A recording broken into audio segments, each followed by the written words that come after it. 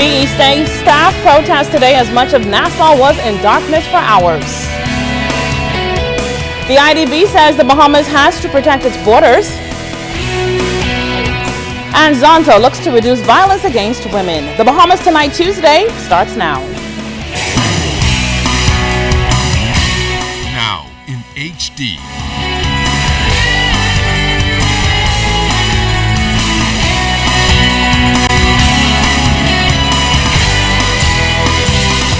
ZNS Network presents The Bahamas Tonight. This portion of the news brought to you by BTC Every Day. Breaking news tonight as the Department of Civil Aviation receives a preliminary report on the Grand Bahama crash that took place Sunday, November 9th, claiming 9 lives. The details of that report is now being released by the department. We can tell you the report was prepared by the Air Accident Investigation and Prevention Unit of the department and contains specifics on the aircraft and crew and on the weather conditions as well as flight details. Clint Watson joins me live in studio with the latest. Clint, what can you tell us? Well, the details of this report are quite transparent. We can confirm that based on the report, deteriorating weather conditions were a factor. We're told an instrument flight rules flight plan was filed for the 24-minute flight to Freeport from Odyssey Aviation in Nassau. The report also confirms that the pilots were advised that there was a frontal boundary over the northwest Bahamas and lower moving over the northern Bahamas. Now, according to the report, the aircraft had loaded 160 gallons of fuel prior to its departure and was given current weather conditions upon contact with Freeport Air Traffic Control and was cleared for an instrument approach. However, the aircraft was unable to land in Freeport on its first attempt due to heavy rain showers and reduced visibility, and the crew therefore executed a missed approach. It was during the return for the second approach while attempting to visually locate the runway and following deteriorating weather due to rain and haze that the aircraft struck a crane in the Grand Bahama shipyard and crashed. Now, Devis, we can tell you that the AAIPU is being assisted in its investigation by the National Transportation Safety Board, the Federal Aviation Administration, and Bombardier, the manufacturer of the aircraft. The team will reassemble at the NTSB headquarters in Washington in December to continue its investigations. And Devis, it's also important that we should note to you that, of course, they want to hear in that investigation the information and details from that flight data recorder and the voice box. That, of course, tells you exactly what happened and what may have led to this fatal crash. Everything they need to know is located in that data recorder, and of course, as they investigate in Washington, they'll be discussing that information, and of course, as we get it, we'll pass it on to you. Back to you, Altavis. Thanks, Glenn. Great job. And now to another big story tonight. Scores of Bahamas Electrical Workers Union members took their lunch breaks today to express their anger over Bahamas Electricity Corporation Chairman Leslie Miller's refusal to sign a new industrial agreement. The union members say they're prepared to take further action should the agreement not be signed. Cleopatra Murphy was at the active scene at B.E.C's headquarters today, where union leader Paul Maynard shared what the union's next move would be. He says there are no do-overs and they have given Miller enough time. Members of the Bahamas Electrical Workers Union have ceased working overtime and are on work to rule until the Bahamas Electricity Corporation's chairman Leslie Miller signs off on a 6-year industrial agreement. It was a chaotic scene at the Bahamas Electricity Corporation Tuesday as irate union members with placards in hand protested Miller's actions. They were joined by Bahamas Hotel Catering and Allied Workers Union President Nicole Martin in a show of solidarity. Union President Paul Maynard says the union has filed for a strike vote and is prepared to go even further. People got to realize in this country that I'm not unreasonable. And what we asked for, they asked for, we gave up, they gave up, we came to an agreement. It's done. We gave up more. All right? It ain't no do-overs. Maynard contends there are no changes to the industrial agreement they want retroactive to 2012. Employees have kept the same contracts and have not received a raise in 6 years. The union has attempted to negotiate with Miller, but Maynard says one time Miller allegedly walked out and another time he did not show up. We agreed that all new employees, right, that come in after the contracts in them, they have to pay 30% for their insurance. And in 86, and in 2016, if national health insurance isn't implemented, right, we'll pay 30% above the cap. We've agreed with that. We've agreed to sit down with the corporation, with the pension committee, and deal with and pay for our pension. The B.E.C. staff union leader recently suggested that Bahamians would have a black Christmas if the contract was not signed. But as for concerns if the union is to blame for Monday's power outages, he says no. We ain't got time to sabotage. We ain't got time for that. But we can show you all that the system is archaic and what happens to the system.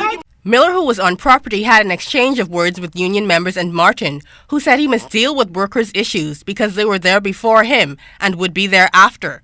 And while Miller says the union can do what it wants with regards to work to rule, he had his own question about their complaint about raises. Why don't you ask them what their current salary is? That's more appropriate. Maynard says the B.E.C. staff union is not being unreasonable in its contract request and is acting responsibly. He says if employees do not put in extra work, Bahamians will see for themselves what occurs. Cleopatra Murphy, ZNS Network News. Well, we can confirm that 6 of the Bahamas Electricity Corporation's engines at the Clifton Pier site failed, leading to mass outages across the island Monday night. B.E.C. Executive Chairman Leslie Miller told us the corporation began experiencing problems sometime after 4 p.m. yesterday. Mr. Miller continued that the corporation is currently load shedding. Now, up to this afternoon, some areas of the island were still without electricity, but Chairman Miller was hopeful services would be restored. They tried to bring it back most of the evening. When they brought 1 or 2 of the engines back, they had some problems between Clifton and Odis. Most of Odis are those out for the entire night. My house was out for the entire night. We still have about 4 engines are down now. At least 4 engines are still down. But they are small engines. They are small engines. If we get the 2 big engines up, we should be fine. Once we turn off our commercial customers this evening, and Blue Hills have 1 of those big engines up, we should be okay. Well, with B.E.C. employees now on work to rule and the potential for more power outages, Chairman Miller suggested that B.E.C. has not ruled out the possibility of bringing in workers to handle that eventuality. However, he says with an estimated less than 100 employees participating in today's demonstration, it may not be required. We'll be fine. And if need be, we will do what is necessary to make sure that things are done properly. I said as necessary, we will make sure that Bahamians have light. In other news, the day before, Foreign Affairs and Immigration Minister Fred Mitchell will have an audience with the Organization of American States to explain the government's new immigration policy. A leading Bahamian in Washington says something must be done to dispel the bad reputation the country is gaining over the issue. In fact, the Inter-American Development Bank executive told us the country's illegal migration problem is bigger than most people may realize. This past weekend, he also attended that Bahamian meeting in Miami with the Foreign Affairs Minister. And in fact, in his analysis, the Bahamas' sovereignty and reputation are at stake. Here again is Clint Watson. I'm a hot subject on this picture that everyone has that we Bahamians, we cultured people who love God, respect life, etc., we're somehow treating our fellow brothers and sisters like they're less than human beings. His direct work as a board member of the Inter-American Development Bank, representing the Bahamas and Caribbean, has put Jerry Butler in an acute seat to see an even bigger picture, which this country should be concerned about in the enforcement of the new immigration policy and our ability to effectively address the vexing illegal immigration problem. He says the increasing desire for a Bahamian passport should not be ignored. There are some important things about having a Bahamian passport. First of all, it's one of the few passports in the Western Hemisphere where you don't need a visa to enter the United States. Therefore, the acquisition of that passport should not be something we as Bahamians take lightly. If you have that passport and that passport becomes a threat to the United States, there are obvious implications as to what the United States might do to stop that passport from being a threat. Having done work in Haiti, Butler says his heart goes out to the many souls lost at sea in hopes of making it to America, which is their actual goal. But he warns this could intensify with the potential of political instability on the way come January. All of the legislators who are remaining, their terms in office expire. Haiti has not had legitimate elections in some time. They are at an impasse with the two parties and with the government. So what is going to happen is the president, after January, may in effect have to rule by decree.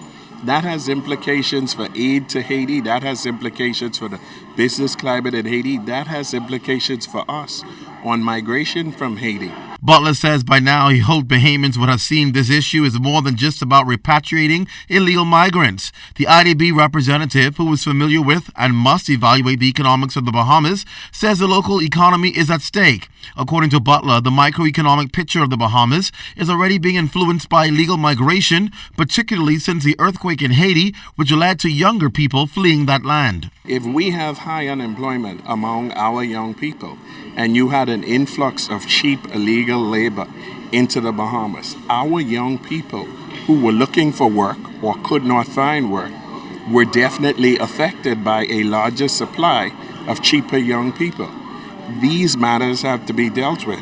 The IDB executive says it's time for the region to engage in a discussion on corruption in hopes of building a strong defense mechanism against these issues. How much is being a Bahamian worth to me? Should I sell it? Should I fraudulently let it go? Should I help other people get it? Or should I stand back and say, I will defend my country because I am a Bahamian? Or, in the immortal words of Celine Pidling, if you're not prepared to stand up and fight for this Bahamas, then you don't deserve to have it. Clint Watson, ZNS Network News. Air safety, a top priority for the government, and according to the minister responsible, talks are said to be progressing as it relates to the protection of this country's airspace. Joan Davis-Roll has that story tonight. The aviation industry taking off by leaps and bounds with some revolutionary improvements underway. The new $12 million radar facility at the Lynden Pinling International Airport is said to be one component, along with increased employment opportunities and air safety space. In an interview with ZNS News, the minister responsible for transport and aviation, the Honorable Glenys Hannah Martin, outlined strides being made to safeguard this country's airspace. The matter is continuing. Our team is meeting this week to make an assessment of a recent communication from the United States government. The problem is that we're dealing with the FAA, which deals with air traffic services control in the United States. But there are also some issues that are governmental, legislative, and so we're seeking to engage the United States at the governmental level. Now they've indicated certain things about the way the process is currently unfolding, that that we have to consider whether or not it appears to be the way to go forward now with these negotiations. The minister disclosed that this Wednesday will in some regards be decision day as discussions on this critical issue moves ahead. We hope to get past this issue because this has been this particular issue, but who should we be talking to, has been a bit stalling for us. But I think after Wednesday we should move beyond that and move, I hope, aggressively and substantively into the issues. I certainly would have hoped that we would have moved beyond, at this point, would have moved further beyond where we are now. But, it is what it is. But we have the same resolve, and we're moving full speed ahead to continue the dialogue and to reach an agreement as it relates to management of airspace. Joan Davis-Roll, ZNS Network News. This portion of the news is brought to you by Shell Ultra Low Sulfur Diesel.